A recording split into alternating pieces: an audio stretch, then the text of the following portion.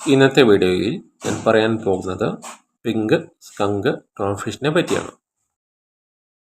Pink skunk ക്ലൗൺഫിഷിൻ്റെ ശാസ്ത്രീയ നാമം ആംഫിപ്രിയോൺ പെരിഡ്രേഷൻ എന്നാണ്.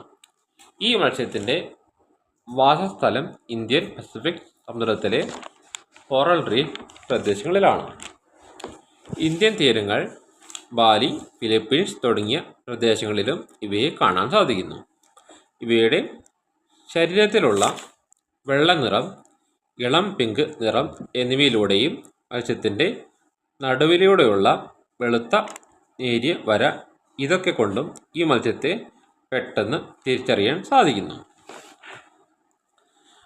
പിങ്ക് സ്കങ്ക് ക്ലൗൺഫിഷിൻ്റെ നീളം ഏകദേശം 8-10 സെൻറ്റിമീറ്റർ ഉണ്ടായിരിക്കും.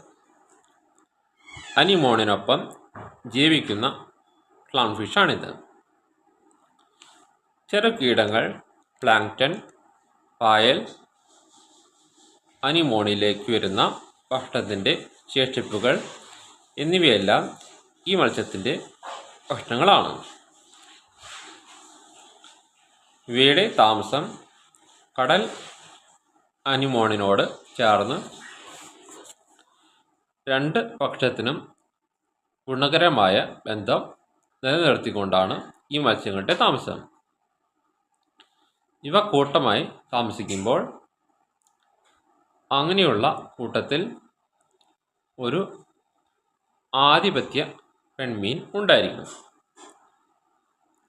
ബാക്കിയുള്ളവ പുരുഷ മീനുകൾ ആയിരിക്കും ഉണ്ടാകാറുള്ളത്. ആ കൂട്ടത്തിലെ പെൺമീൻ ചാകുകയാണെങ്കിൽ അതിലെ ഏറ്റവും വലിയ ആൺമത്സ്യം പെൺമീനായി മാറുന്ന ഒരു പ്രകൃതം ഈ കൂട്ടരിലുണ്ട്. ആൺമീനിൻ്റെ മേൽനോട്ടത്തിൽ അനിമോണിന് അടുത്തുള്ള പാറയിൽ പെൺമീൻ 100 മുതൽ 500 മുട്ടകൾ വരെ ഇടുന്നു. 6-10 ദിവസത്തിനുള്ളിൽ ആ മുട്ടകൾ വിരിയുന്നു. അങ്ങനെ ലാർവകൾ കടലിൽ ഒഴുകി പ്ലാങ്ക്ടൺ ഭക്ഷിച്ച് വളരുന്നു. പിങ്ക് സ്കങ്ക് ക്ലൗൺഫിഷുകളുടെ കുഞ്ഞുങ്ങൾ കുറച്ച് ആഴ്ചകൾ ശേഷം അനുയോജ്യമായ അനിമോണിനെ കണ്ടെത്തി അവർ അവിടെ സ്ഥിരതാമസം തുടങ്ങുന്നു. ഏകദേശം 1 വർഷത്തിനുള്ളിൽ ഇവർ പൂർണ്ണ വളർച്ചയെത്തുന്നു. കൂട്ടത്തിലെ സ്ഥാനം അനുസരിച്ച് പെൺമീൻ അല്ലെങ്കിൽ ആൺമീൻ രൂപപ്പെടുന്നു.